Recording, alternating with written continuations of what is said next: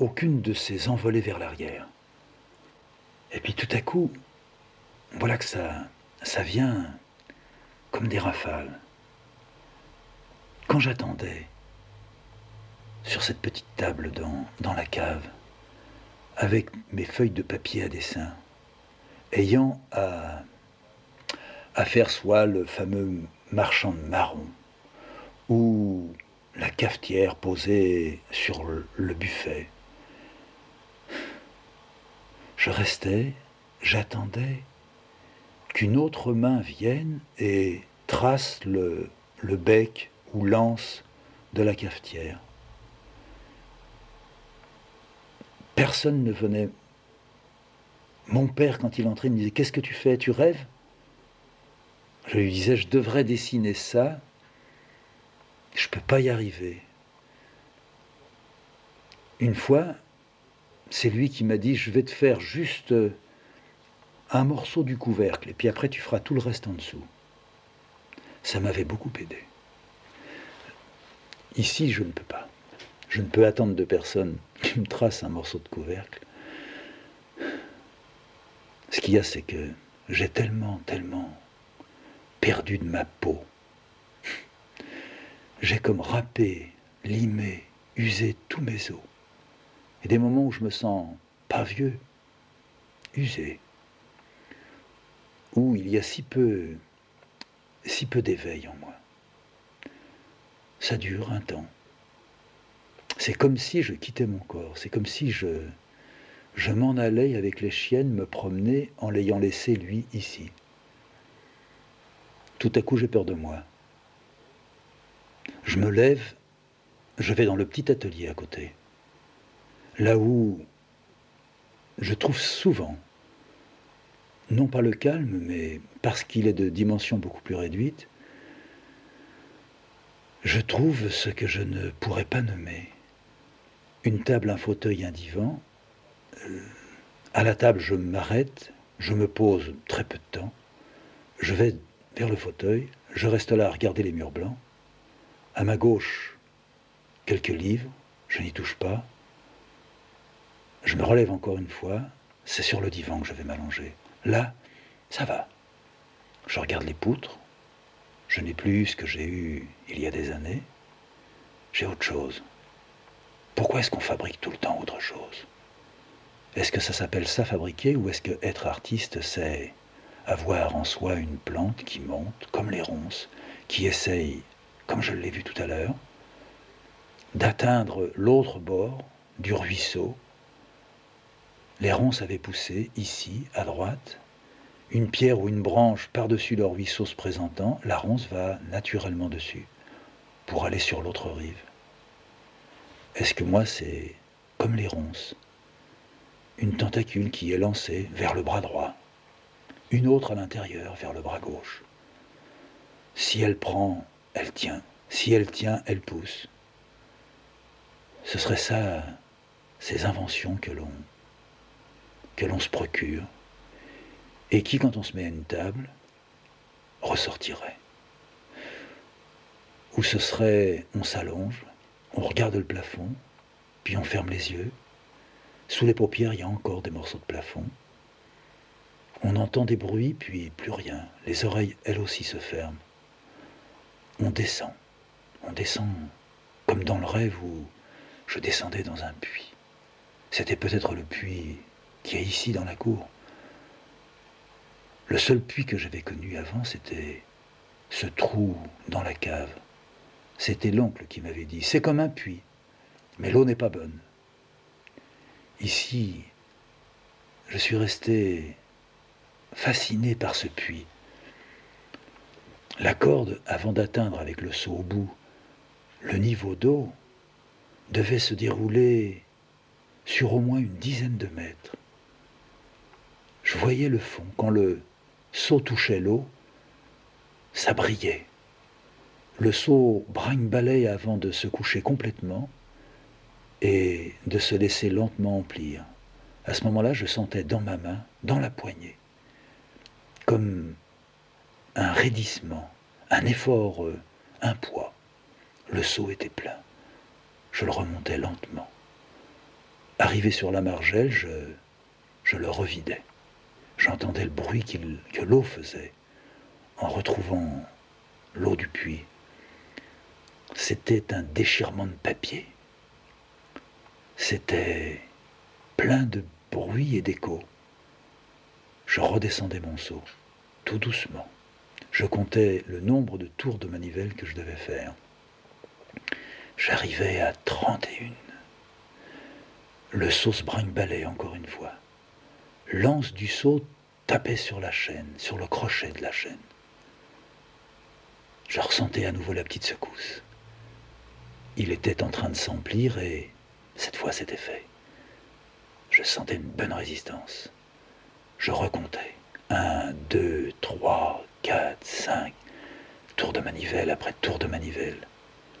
28, 29, 30, 31, 32. Tiens, plus de tours qu'en descendant. 33, le voilà. Je le sortais. 33 tours en descendant. Non, 31 en descendant. 33 en montant. Pourquoi? Je rejetais l'eau. Refaisais descendre le seau. 1, 2, 3, 28, 29, 30, 30, pas tout à fait 31. Le seau se remplit. Ça y est, la résistance est là.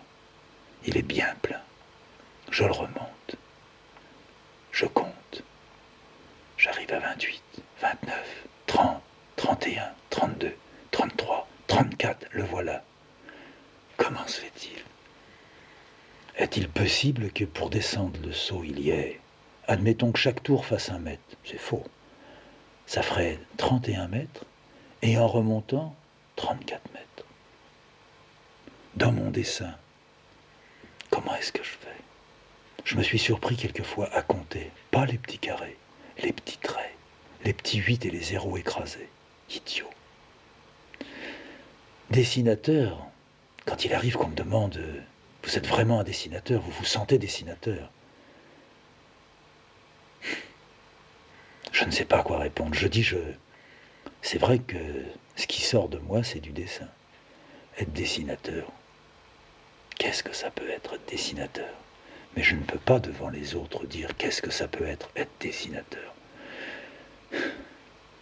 Ça ne me rassure pas. Mais quand je compte, non pas 32, 33, 34 tours de manivelle, mais 3401, 402, 403, 404. Puis quand j'arrive à 405, 406, 450, 460, après je fais avec ma main gauche des paquets de 5, des paquets de 10. Alors j'avance, je me perds moins. J'ai peur de me perdre dans les chiffres. Ouais, j'arrive à 4000. 4000 pour avoir fait une surface si petite. Je me suis demandé si je pourrais les compter dans l'autre sens, si je pourrais lire et remonter le chiffre. Impossible.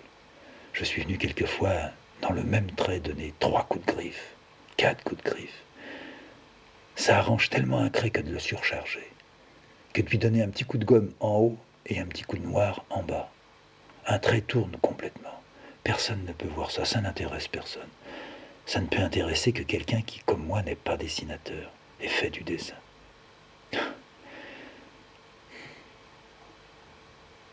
Ma feuille n'a pas bougé. Ma forme ne pourra pas évoluer. On dirait que j'ai comme de la colère, mais de la colère qui n'est pas encore là. Un serpent qui tournerait dans le fond, dans le bas. Pourquoi Cécile ne vient-elle pas et ne dit-elle pas « ça y est, c'est prêt, tu pourrais passer à table » ? Pourquoi cette femme patiente-t-elle? Comment se fait-il que... Est-ce qu'elle m'aime tellement pour supporter ça? Est-ce que je supporterais qu'elle soit comme je suis? C'est moi qui vais aller à la cuisine. Je quitte l'atelier, je prends le couloir. Je trouve les chiennes. Ah, les filles sont dans leur panier. Fatiguées, hein, Bara? Tu es dans la cuisine? Tu n'es pas dans la cuisine? Tiens. Je reviens dans le couloir, je passe ma tête dans les escaliers qui montent chez Cécile. Tu es chez toi? Non. Je vais dans la cour. Cécile, tu es dehors? Non, dans le jardin. Tu es là? Oui, dit-elle. Qu'est-ce que tu faisais? Je faisais le tour du jardin, je regardais. Qu'est-ce que tu regardais? Je regardais ce que j'ai planté et qui commence à sortir. Je regarde ce que j'ai laissé l'année dernière et qui sort tout seul. J'ai fait un petit trou là pour voir où en sont les oignons. J'ai trouvé un ver. Et pas l'oignon? Si, l'oignon est là. J'ai recouvert, j'espère que je ne l'ai pas tué. Faut jamais faire ce que j'ai fait. Le ver, je l'ai remis avec, mais je ne suis pas sûr. Mais il se nourrissait, tu crois, de... Non. Non, je crois que l'oignon qui est vivant a quelque chose que le ver recherche. Tu pensais à quelque chose en faisant ça? On pense toujours. Tu es triste. Non, je ne suis pas triste. Alors pourquoi tu n'es pas venu dans l'atelier? Parce que j'ai l'impression que je suis de trop. Mais où est-ce que tu es allé chercher ça? Il y a des moments où on sent peut-être un peu plus qu'à d'autres. Mais tu n'as jamais été de trop. Moi, je pourrais t'en dire autant. Est-ce que je suis de trop? Je peux même te dire ce que je pensais il y a très peu de temps, là. J'étais dans l'atelier. Bon, il y avait des tas de choses qui venaient dans ma tête. Et m'est venue cette question. Comment Cécile fait-elle pour supporter un type comme moi? Et aussitôt après, je me suis dit, est-ce que moi, je supporterais quelqu'un qui serait comme moi? Et c'est là que je me suis levé, puis que je suis venu dans la cuisine où je ne t'ai pas trouvé. Je t'ai appelé dans ton atelier, tu n'étais pas. Je suis venu là, je te trouve dans le jardin. La question est toujours bonne. Pourquoi est-ce que tu supportes quelqu'un comme moi? Mais c'est une question qui ne me vient jamais. Tu es sûr? Jamais. Tu ne te dis pas, c'est vraiment trop pesant, ou il pourrait faire un effort, ou les choses sont si bien, il pourrait les faire en étant tellement plus détendu. Tu te dis des choses comme ça. Oui, ça arrive. Et tu n'arrives pas à te répondre.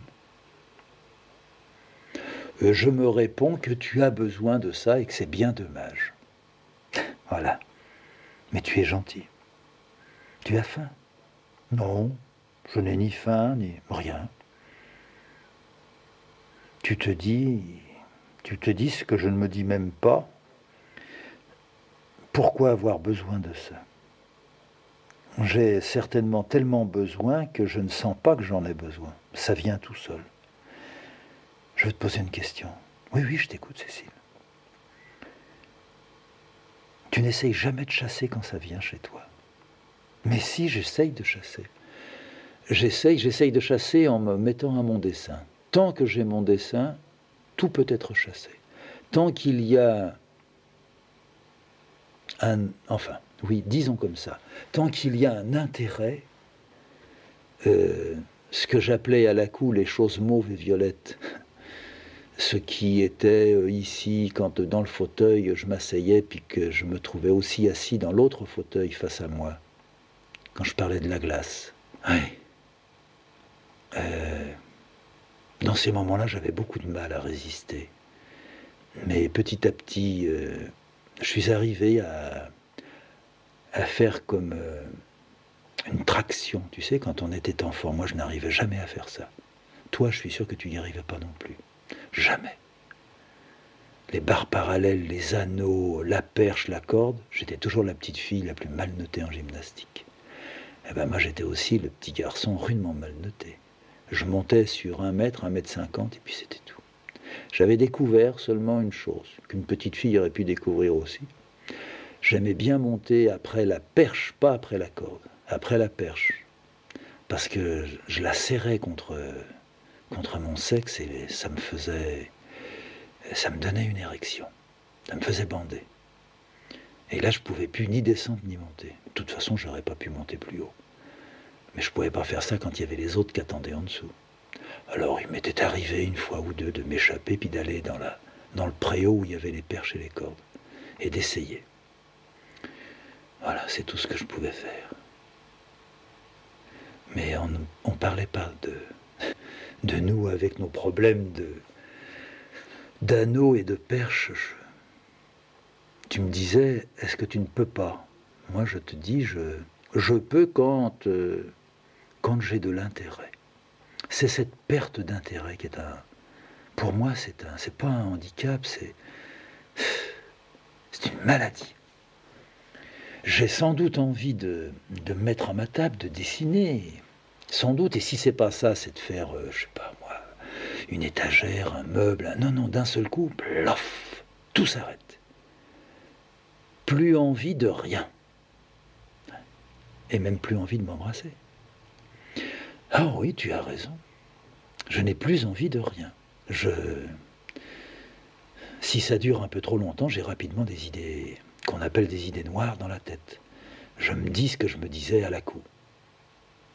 Il t'arrive de te redire ça ici. Il m'arrive de me redire ça ici. Et non seulement je trouve que c'est mal, mais je me dis qu'à la longue, je vais te foutre ça dans la tête. Déjà que ta tête n'est pas tellement...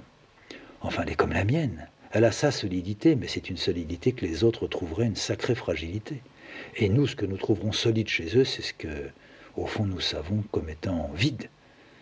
Est-ce que le vide, c'est ce qu'est le bien? Ça, je ne sais pas. Mais même dans le vide, moi, je ne suis pas bien. Alors ça t'arrive encore de penser à ça? Oh, on va pas parler de ça maintenant. On est dans le jardin, c'est bien. Alors ça sort bientôt. Qu'est-ce qui va sortir le premier? Non, Fred, ça m'intéresse pas le jardin. J'aime le jardin. Tu sais que... Je sais aussi que toi, tu n'aimes pas le jardin. Tu n'as jamais compris le jardin. Pourquoi tu me dis ça? Je comprends que tu aimes aller au jardin. J'ai seulement... Il y a une de mes peurs, en tout cas, avec ton jardin. C'est vrai. C'est que le désir est si grand que, froid ou pas froid, grand soleil ou pas, tu resteras dans ton jardin. Tu as décidé de faire cette petite partie-là. Tu dis non, c'est rien, je suis bien. J'ai toujours peur que... Et ma peur s'est trouvée confirmée bien des fois. C'est là que tu as pris froid. C'est là que tu as eu, je sais pas, des gènes respiratoires, choses comme ça. C'est pas parce qu'on a quitté la couille qu'ici on peut tout faire. Tu le sais. Alors c'est de ça que j'ai peur. Et c'est peut-être pour ça que ce que tu dis, vraiment d'un mot un peu trop grand, tu n'aimes pas le jardin. Là, dans ces moments-là, je n'aime pas le jardin. Mais au reste, non. Non. Tu crois même que... Je pense que ça serait mieux que tu restes tout le temps à ta plaque de cuivre que d'aller dans le jardin. Non, tu fais erreur. Tu fais erreur, Cécile. Tu fais ton cuivre, c'est bien. Je fais mon dessin, mais c'est bien. Je fais une étagère, c'est bien. Tu fais ton jardin, c'est bien. Si je fais une étagère dans la grange qui est glacée à -10, c'est mal.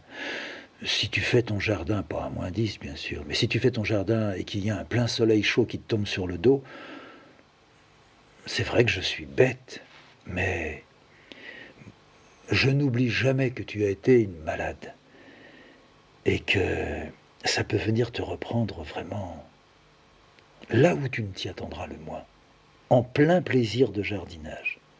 Un coup de soleil et ça sera pire qu'un coup de froid. C'est tout, je suis stupide. Mais je ne suis pas contre le jardin. Je sais que si tu devais en fait te passer du jardin, si on te disait c'est fini le jardin parce que vous avez attrapé, je sais pas, une maladie de peau et tout, c'est fini, ça serait pour toi vraiment un drame. Quand tu n'es pas bien, tu viens dans ton jardin. Tu me l'as dit et c'est quelque chose que j'ai admis. Te dire que je comprends, moi je ne suis pas bien, je viens dans le jardin, je suis pas mieux. Mais je ne suis pas bien, j'ai quand même la possibilité de faire avec mes mains un objet, je suis mieux. Je ne suis pas bien, je ne peux plus dessiner. Je décide, tiens, je vais retaper 2-3 de mes textes qui étaient là, laissés un peu à l'abandon. Quand j'arrête, quelquefois je suis dégoûté d'avoir retapé, je suis donc mieux, j'ai changé, je reviens à mon dessin, ou bien je suis mieux, je suis pour une fois pas mécontent. Chacun trouve, comme tu le dis toi-même, ses solutions. Il t'arrive toi de dire, je vais aller à Paris la semaine prochaine, je me demande si Paris va te faire du bien, parce que je sais que Paris quelquefois te fait du mal dans la tête, je ne te parle pas dans ton corps. Et quelquefois tu reviens et tu me dis, je suis trop fatigué, presque écœuré. J'ai vu ou j'ai entendu, non, ça m'a pas plu, je veux pas pendant un bon moment y retourner. Je le comprends très bien. Moi, je suis encore plus fragile que toi à Paris. À Paris ou à autre chose. Je suis même fragile quand on va à la Châtre, même quand je vais à Crevant. Je vais à Crevant à l'épicier chercher 2 ou 3 choses. Si par hasard j'entends quelqu'un dire j'ai vendu mon veau, je suis content, ça m'a ramené 100 000, je sors de l'épicerie avec mes commissions dans la sacoche, je remonte à bicyclette, j'appuie sur les pédales, chaque fois je suis en train de taper dans la tête du type qui a dit j'ai vendu mon veau, je suis content. J'avais pas envie d'entendre ça. Et à Paris, j'entendrais autre chose. Alors, un type lisant un journal, et dans le journal, je verrais qu'il se régale et il y a marqué une femme coupée en morceaux. Ouais. Mais je comprends très bien que, en allant à Paris, par moments, ça te fasse beaucoup de bien. T'installer à la terrasse d'un café et regarder les gens passer, tu as toujours aimé ça. Moi, m'installer à la terrasse d'un café, regarder les gens passer, au bout de très peu de minutes, ça y est, le plaisir ou l'intérêt disparaît. Voilà. Et toi, quand tu reviens ici, ça s'est bien passé, tu as d'autant plus envie de graver. Moi, si quand je reviens, ça s'est bien passé, j'ai envie de travailler. Si ça ne s'est pas bien passé, je n'ai pas envie de travailler. Tu es d'accord? Cécile me dit, je suis d'accord, mais toi, tu n'as pas trouvé ton jardin alors. Ah, j'ai pas trouvé mon jardin. Je suis différent. Je me suis mis dans une histoire impossible. Si je ne suis pas en train d'écrire, il faut que je sois en train de dessiner. Si je fais pas ça ou ça, il faut que je fasse autre chose. Et si je n'ai la possibilité de rien, mes mains ne sont pas bonnes, ma tête ne fonctionne pas bien, c'est pas je suis malheureux, c'est que rapidement, on pourrait utiliser cette image-là. Il y a une boîte en nous, pleine de choses vertes et violettes. Bon. Cette boîte-là, elle a un couvercle. Les choses vertes et violettes dorment. Et moi, au-dessus de la boîte, ou à côté de la boîte, ou les coudes sur la boîte, je dessine, j'avance, je tourne, je me demande si, etc. Je cherche. Bon, ça va pas bien, je ne suis pas bien, j'ai mal un peu ici et là. Mais vas-y, que ça avance, ça avance, ça avance. Et puis à peine on a fini de manger, je me lève, je te dis, bon, tu es d'accord, j'y vais. Si tu veux, viens dans l'atelier avec moi, mais j'ai commencé quelque chose tout à l'heure, j'ai envie de le retrouver. Et allons-y, allons-y, allons-y. Voilà, c'est ça. Bon. Et toujours le coude sur le couvercle de la boîte et les choses vertes et violettes qui roupillent là-dedans. Ça peut roupiller pendant des mois. Ça roupille rarement des années. Et un jour, un moment, une seconde, va savoir ce qu'il y a. Oui, mais quelquefois j'ai l'impression, me dit Cécile, que c'est moi qui aide le couvercle à se soulever. Or, je ne crois pas. Si, je suis sûr qu'il y a des moments où je te dis quelque chose et tu le prends mal et ça prend une ampleur en toi. C'est là que c'est là que j'aimerais que tu puisses, comme tu dis, freiner. Et là, tu ne freines pas, tu te laisses embarquer. Tu as raison, sans doute que tu as raison. Oui, non pas si j'y pense, mais enfin, je sais qu'il y a eu des moments où, paf, j'ai eu comme un malaise à t'avoir entendu dire. Mais quelquefois, c'est pas parce que tu as dit quelque chose de contraire, Cécile. Je ne sais pas si c'est un tempérament, un caractère, je ne sais pas où ça se place. Je sais que ça alimente, en tous les cas, tout alimente la boîte avec les choses vertes et violettes. Ouais. Tout ce qui est de cette essence-là, de cette matière-là, enfin, tu comprends ce que je veux dire. Alors il suffit que tu me dises j'ai envie d'aller me promener, tu viens, et que je n'avais pas envie. Au lieu de le prendre bien, paf, le couvercle se soulève et là-dedans ça s'agite. Pas que ça sorte tout de suite. Il est certain que je devrais à ce moment-là, puisque je connais certaines choses de moi, je devrais aussi connaître celles-là. Eh bien, il faut croire que c'est plus fort que moi. Ne crois pas que je ne les connaisse pas. Je sens quand ça monte. Et là, je suis dépossédé de mes moyens. Quand je suis en train de dessiner, tu me diras que je ramène tout à ça, mais je suis en train de dessiner. Je sens que ça ne va pas. J'insiste, j'ai raison, il faut insister. Mais il y a des moments où il ne faut pas insister. Je devrais tout de suite détecter, tu sais, comme sur un disque, là, ça gratte un peu, tac, il y a une poussière. Je devrais entendre, comme sur le disque, la poussière. Non. Alors qu'est-ce qu'il faudrait que je fasse? Ou bien j'attends que la poussière soit dépassée par le diamant, ou bien j'arrête, je souffle, je passe un petit chiffon, hop, et je le remets. La poussière est partie, ça va. J'aurais commis un acte volontaire qui retirerait ce qui gêne à l'oreille, par exemple, si c'est ça. Enfin, bon, c'est de mauvais exemple, mais ça fait rien, tu comprends. Eh bien, il y a des moments où, au contraire, ça reste bloqué sur la poussière et ça fait tac, tac, tac, tac, tac, tac, tac, tac. Et je sens que c'est en train en moi de monter ou de descendre. En tous les cas, ça a une action sur la boîte. Eh bien, je ne suis pas encore arrivé à bientôt 60 ans à bloquer ça. Et en ce moment, tu es comme ça. En ce moment, je ne suis pas très bien en ce moment. Mais si j'avais dû faire le décompte, ou si toi tu avais dû le faire, tu serais à combien de milliers de fois où je n'ai pas été bien. Mais dis-toi une chose, Cécile, c'est que toi aussi, si j'avais dû faire les décomptes, j'aurais senti ici et là que tu n'étais pas bien. Parce que tout ça t'arrive, mais d'une toute autre façon. Toi, ce n'est pas dans le découragement ou dans l'inintérêt que le couvercle de ta boîte de choses vertes et violettes, admettons que tu en aies une aussi, se soulève et que tout ce qui est dedans veut sortir, et puis te prendre, te tordre, t'envahir, t'empêcher. Non, toi, c'est après qu'il y a le désintérêt pour ta gravure ou pour ce que tu écris ou pour ce que tu lis ou même pour ce que tu penses après l'avoir lu. Toi, ça se présente autrement. Je dirais que, il me semble que les vrais moments où ça vient et que ça n'a pas été provoqué par moi, tu es en train de graver et c'est comme une pluie qui tombe sur toi. Tu ne la sens pas. Ça te mouille, ça te mouille, ça te mouille. Et tu te trouves comme enroué. Tu es prise. Eh bien, tu es prise par la chose qui tombait sur toi.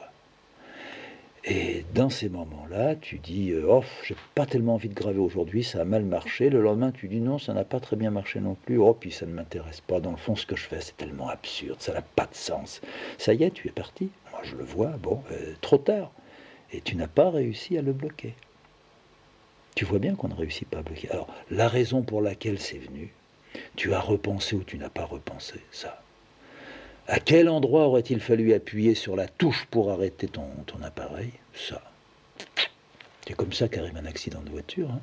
On conduit et on avait bien regardé pendant 1000 km et puis au dernier mètre, on n'a pas bien regardé. On était peut-être fatigué, je ne sais pas. Il n'y a pas que les idiots qui marchent à 150 et qui cherchent l'accident. Il y a ceux qui ne veulent pas d'accident et qui en ont un quand même. On va manger. On a traversé la cour, tous les deux. Cécile m'a dit, quand même, cette maison, elle te plaît? Oui, j'ai toujours trouvé belle cette maison. Et dedans, t'auras quand même beaucoup fait de choses. On aurait été heureux, tous les deux, dedans. Comme quand on était à la cour. Pareil, bien à la cour, bien ici. J'ai toujours regretté la cour quand même un peu. Je dis pas du tout ça, non. Je peux te dire ce que j'ai regretté à la cour. J'ai toujours regretté la neige à la cour. J'aimais pelleter, mais maintenant je commence à avoir mal au dos, au rein, au bras. Tu parles comme j'aimerais encore la neige.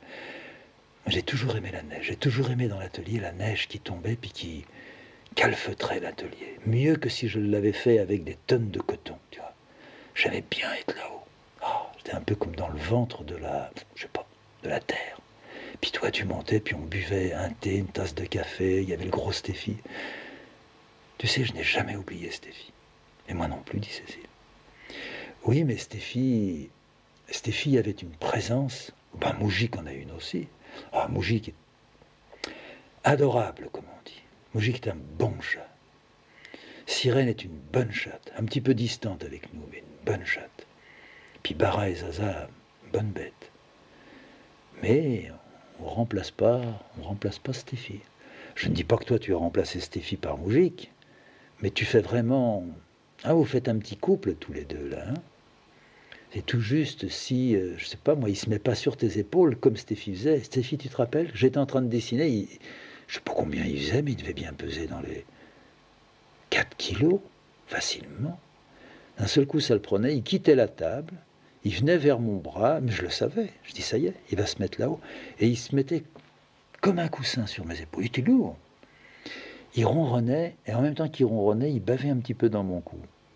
Ça me plaisait. Me demande pas si, quand il était là, je pouvais réussir à, disons, à résister au moment de désintérêt ou de colère, parce que je te dirais tout de suite que Stéphie empêchait le couvercle de la boîte des choses vertes et violettes de se soulever. De ça, j'en suis certain. Certain. Mais c'est pas parce que Stéphie est partie qu'il y en a davantage. Mais il y avait des moments où la présence de Stéphane était bonne. Bon, et puis voilà. Et puis on a une belle maison, puis on est bien dedans, on a déjà passé plus de 10 ans. C'est fou. On a passé 15 ans à la cour. Déjà 10 ans ici. Ça fait 25 ans. À Paris, on est resté 7 ans ensemble, rue Friot. 15 ans, 10 ans, 25, 7 ans, 32. 32 ans. Puis on s'était connus quelques mois avant. Ça fait 32 ans qu'on est tous les deux, là. Écoute, je ne vais pas te dire c'est merveilleux, c'est autre chose que merveilleux. Je ne sais pas si on peut dire quel chemin on a fait ensemble, mais moi je sais que tu m'as aidé à avancer. Je ne suis pas sûr, Cécile, de t'avoir aidé. Oh si, aider, enfin, c'est autre chose qu'aider. J'aurais pas tenu le coup. J'avais tellement pris l'habitude de... Ah oui, ça je sais. Tu me l'avais raconté quand je t'ai vu pour la première fois. Enfin, c'était pas la première fois, la deuxième fois. Oui. Quand je restais plus de 3-4 mois dans un... je sais pas, dans un lieu, dans un pays, dans une ville, enfin, les villes, je n'y allais pas tellement. Mais dans un village, bien souvent, je trouvais des petites baraques isolées. Je restais là 3 mois, 4 mois, 5 mois. Maximum. Maximum 6 mois. Quand j'étais en Espagne, je ne suis pas resté plus longtemps. Tout à coup, ça me prenait. Je refaisais mon sac et je m'en allais. Et je laissais tout ce qui ne pouvait pas rentrer dans mon sac. Mais dis-moi, ce que tu me racontes là, c'est un peu ce que je te racontais avant. C'est pas tout à fait pareil. Mais quand ça venait, tu pouvais rien faire contre. Oui, c'est vrai, je partais. La différence, c'est que tu n'étais pas en colère. Ah non, j'étais pas en colère. Mais tu étais quoi? Tu te... Enfin, disons, tu te démolissais, tu te dégoûtais, tu doutais. Non, non, je ne doutais pas. Pour moi, la vie, c'était vague, c'était loin. J'avais 20 ans, tu sais, je sortais de la guerre. Tout ce que j'avais vu, tout ce que j'avais dû supporter, tout ce que j'avais dû ravaler. J'avais cru que je suis parti et je suis revenu parce que ça n'allait pas là où j'étais parti. Et puis ça continuait. Il a fallu que je te rencontre, et si on m'avait dit le type que tu viens de rencontrer, lui, c'est pas un type à vivre 6 mois dans un coin puis à partir ailleurs, peut-être que j'aurais eu peur. Mais en même temps, j'avais besoin. C'est pourquoi quand tu dis tu m'as démoli, non. Tu as construit ce qui était possible avec moi. C'est-à-dire que tu as pas empêché. Si j'avais voulu partir, je serais parti, surtout au début.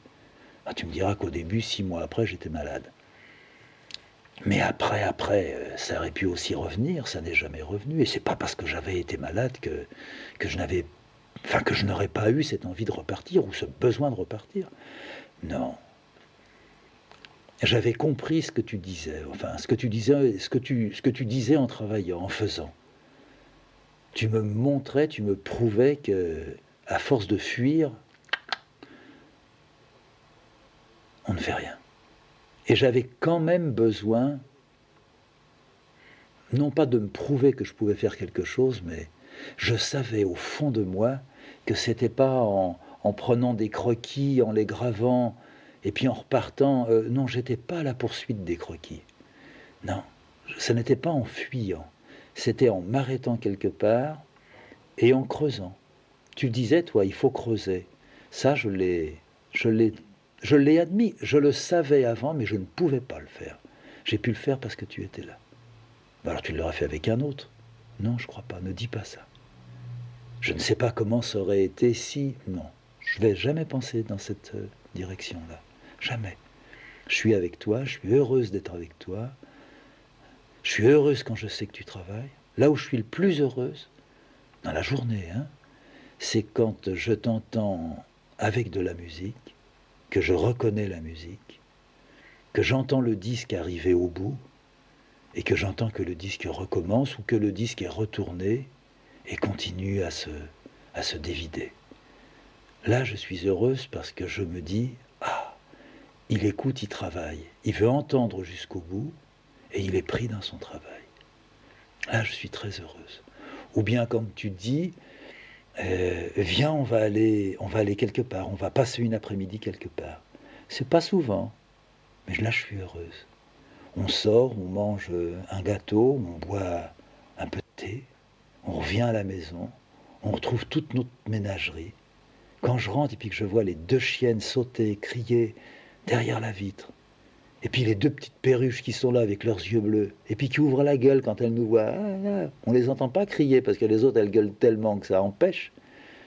Et puis quand on arrive par le garage, qu'on rentre dans la maison, et puis que tous les quatre sont là. Et puis t'as Moujik qui court, et puis qui fait ses dérapages. Je suis contente de mon après-midi, contente de revenir, contente d'être avec toi. Et le lendemain, quand tu montes dans ton atelier, tu avances bien. Quelquefois, je suis assez bête pour monter dans mon atelier puis pas être bien et de me dire arrête de penser comme ça. Hier, tu étais si bien. Donc, ça t'arrive aussi. Ça m'arrive aussi. Quelquefois, j'arrive à obtenir que toute la machine monstrueuse soit stoppée. Et puis, c'est sûr, quelquefois, la machine monstrueuse, mais enfin, c'est moins souvent que toi, reconnais-le. Et quand ça prend, ça dure moins longtemps que toi, si tu veux. Je crois qu'on est comme ça pour aller jusqu'au bout. Et je trouve ça bien dommage, Cécile. Si seulement j'avais comme une martingale qui nous permettrait d'éviter tous ces dérapages-là, je la payerais cher comme martingale. Eh bien, écoute, viens, on va manger. J'ai fait des halkes. Ah, bon. Et puis, qu'est-ce qu'on mange au tout début, j'ai ouvert une boîte de Sprat. Ou, encore meilleur, moi, je vais m'ouvrir une petite bouteille de pinard blanc. Toi, tu ne touches à rien, alors donc je peux me boire ma petite bouteille de vin blanc. Et puis, qu'est-ce qu'on va donner à nos petits Mickey? Des queues de Sprat. J'aime pas ça. Mouji qui regarde et puis il dit j'aime pas ça. Alors, qu'est-ce que tu vas lui faire, lui? T'as préparé quelque chose? Ah, ça serait bien si le petit Mouji qu'on lui ouvrait une petite boîte et puis qu'on lui donne comme ça un petit morceau. Il aime les boîtes, il aime tout ce qui est de la conserve et qui est dégueulasse, celui-là. Allez, on passe à table, on va bien manger. On s'est installés, tous les 6 dans le four. Bara, Zaza de chaque côté de moi. Moujik sur les genoux de Cécile. Sirène un petit peu plus loin. Toujours en retrait, mademoiselle. Non, madame. En retrait, regardant. Qu'est-ce qu'ils font, ceux-là? Curieuse chatte. Elle bouffe un peu tout. Et puis le verre qu'on laisse traîner, les couvertures sur lesquelles elle dort. D'un seul coup, elle se lève, elle a envie de téter. En tétant, elle dévore. En dévorant, elle arrache. En arrachant, elle fait un trou. Ça, c'est Sirène. On s'y est fait. On finit par dire c'est la broderie de Sirène. Dans le four, on est bien. Dans le four, on n'entend même pas les avions quand ils passent. Ça pourrait être un grand abri. Ça pourrait être un œuf, une matrice. Tu te rappelles, Cécile, quand à la con on regardait par la fenêtre et on voyait là. Une fois on l'avait vu, 2 fois on l'avait vu. Une bête qui courait, qui faisait des bonds avec une queue comme en panache derrière. Moi j'avais cru que c'était un écureuil, et toi tu trouvais que un écureuil ça courait pas si longtemps sur l'herbe, quoi. Et qu'ensuite on avait découvert c'était une belette. Tss, comme ça nous avait plu. Ici on n'a jamais vu de belette. ni d'écureuil, assis une fois sur le chemin du poteau. Mais on a vu d'autres bêtes qu'on ne connaissait pas. Je me rappelle cette immense couleuvre qui traversait la cour et qui est venue se mettre en dessous. J'étais stupide de la tuer. Stupide. Je me rappelle aussi de la vipère devant Bara. Ah, c'était pas stupide, j'avais eu la trouille. Des renards, ici, on n'en a jamais vu. Ils en tuent, ces cons-là. Mais on n'en a jamais vu. Ce qu'on voit ici, c'est les grosses buses. On voyait aussi là-bas des buses, mais différentes. Ici, c'est d'une couleur autre. Puis ici, il n'y a pas les corbeaux. Ou il y a rarement les corbeaux. Les corbeaux, on les trouve quand? Il y a un moment de l'année. Tu te rappelles, toi, où on trouve les corbeaux? Cécile me dit oui, les corbeaux, c'est quand on coupe le maïs. Ah oui, tu as raison. Quand ils font le blé, non, il n'y en a pas. Ou il y en a moins, enfin, il y en a quelques-uns comme partout. Mais quand ils coupent le maïs, quand ils rentrent le maïs, c'est incroyable ce qu'il y a comme corbeaux. Surtout dans le champ du type d'en face, là. Il y en a autant qu'à la cour. Puis après, ils s'en vont, ils ramassent tout, quoi. Ils glanent, comme quand on était gamin. Puis après, ils s'en vont, ils disparaissent. L'hiver, ils reviennent. Mais ce qu'on a aussi autour, c'est les pies. Les pies, ça a été tes ennemis à un moment donné. Hein. Alors, Cécile se défend. Non, pas mes ennemis, mais ils venaient bouffer toutes les cerises. Ouais. Non, ton vrai ennemi, toi, c'est le lapin. Oui, mais maintenant, avec la combine qu'on a trouvée, c'est idéal. Mais qu'est-ce que tu n'auras pas eu comme lapin dans ton jardin? Beaucoup plus que les jardins d'à côté. Plus le jardin est bien fait, plus les lapins se disent il y a un jardin qui est bien fait, il faut y aller. Un restaurant de première catégorie que tu leur donnais. C'est merveilleux tout ça. C'est très bon, tu sais ce que tu as fait. Très bon. Je préfère les halkès comme tu les fais que comme ta tante les fait. Je le préfère. Ouais. Tu mets quelque chose dans le... Non, dans l'eau. Non, il y a comme un...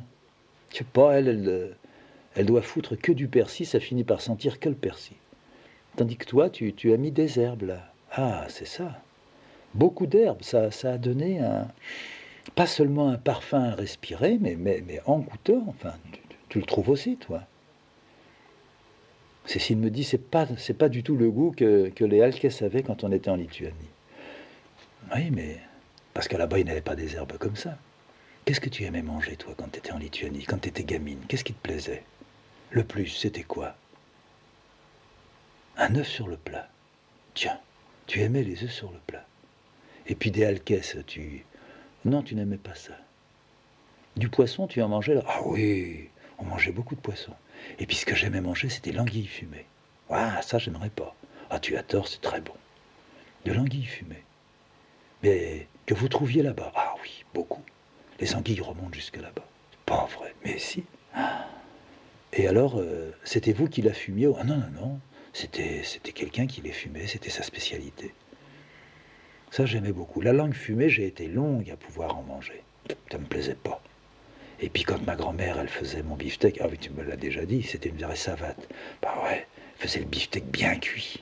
Bien cuit, il fallait pas qu'il y ait une goutte de sang. Déjà qu'il avait été tué à la façon juive, tu sais, mais moi j'étais passé chez mon père pendant un temps. Alors quand j'y retournais, avec mon père, il fallait que ça soit bien saignant, puis jamais assez quand c'était bien saignant. Puis quand je suis revenu là-bas, puis que j'avais dit à ma grand-mère, à la maison, on le mange bien saignant. Mon Dieu, si tu avais vu la tête du grand-père et de la grand-mère. La petite, elle mange saignant. Elle prend du sang. Oh là là, j'allais plus être juive si ça continuait. Pauvres gens. J'ai été si bien là-bas.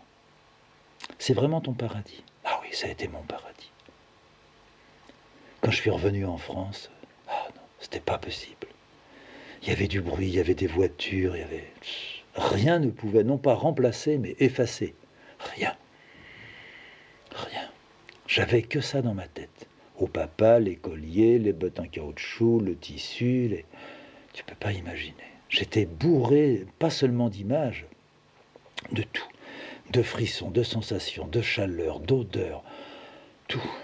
Même le sol, ici on marchait que sur du goudron, là-bas c'était toujours comme du sable. Et quand j'allais au bord de la mer, tu peux pas t'imaginer là-haut, le bord de la Baltique, on trouvait des morceaux d'ambre. C'est pour ça que tu aimes tellement l'ambre. Hein. Ah oui, l'ambre, j'ai gardé, oui, j'ai une tendresse pour tout ça. Quand je pense que tout ça a été détruit, Fred, tu veux pas... Bien sûr, tu as toi aussi mais tu ne peux pas te dire... ils ont tous été détruits. Ton oncle, il s'est suicidé. Il s'est détruit. Ta grand-mère, elle est morte dans son lit. Bon, elle aurait pu être... imaginons même qu'elle sortait puis qu'elle ait été renversée par un tramway. Je dirais, ça arrivait, rarement, ça arrivait, c'était l'accident. Mais là, toute cette famille, Freddy, une grande table, si tu avais vu ça le vendredi soir, mieux qu'une photographie. On était là 20 autour de la table. Moi, j'étais toute petite. Enfin, toute petite, j'avais 5 ans, 6 ans, 7 ans. J'étais là. Il y avait toujours une chaise avec des coussins. Il y avait le haut-papa qui rentrait. Il était digne, il était propre. Heureusement qu'il n'a pas vu ce qui est arrivé. Pauvre homme. Lui qui avait tellement conscience d'être juif, et tellement conscience de n'être pas... Ah oui, il savait. Il avait été déjà déporté du temps du tsar, tu comprends. Déjà déporté comme juif.